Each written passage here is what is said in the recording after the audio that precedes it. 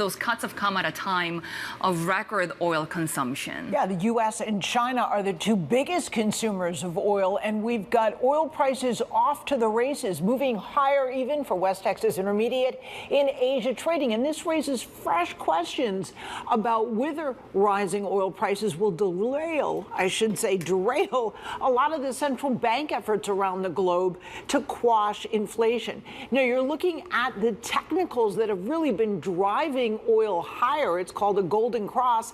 At the same time that the Saudis and Russia extension of their oil curbs to the end of the year are putting a tight market into a far tighter situation.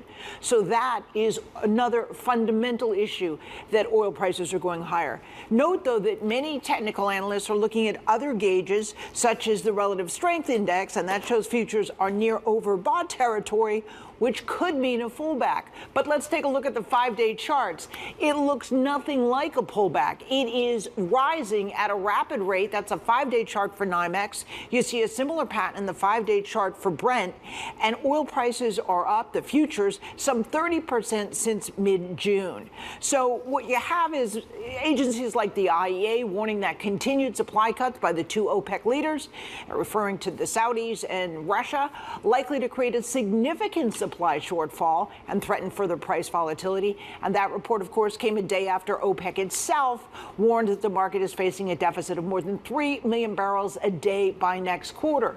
Looking at the Bloomberg again, we're seeing how, if you look toward the end of the chart, where we are now nearing the end of 2023, you're seeing a much more procession of green for the weeks, a lot of weekly gains, and that is very different from earlier in the year where we fell into a slump. So right now, oil prices again raising big concerns about inflation, big concerns. And I should point out that a lot of the fuels also rising. We've got U.S. gas prices at the highest seasonally in a decade, and diesel prices at a 3-decade high on a seasonal basis. All of that as a result of the rise in oil.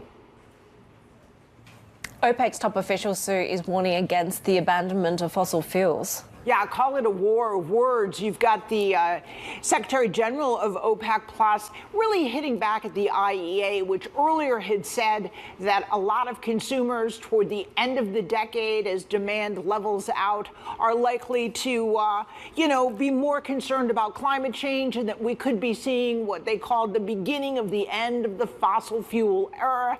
OPEC, of course, hitting back in a big way and saying some scary words that abandoning fossil fuels could lead to energy chaos on a, quote, potentially unprecedented scale, and the dire consequences for economies, and could cost billions of dollars across the world.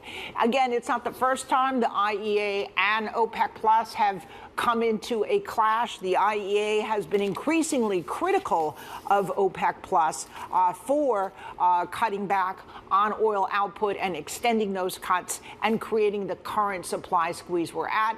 You're looking at pictures of an underground hydrocarbon storage facility in Singapore. And again, it's interesting to note that both IEA and OPEC Plus, despite their differences, are projecting a rather significant supply deficit at the end of the year. So they do agree on one thing.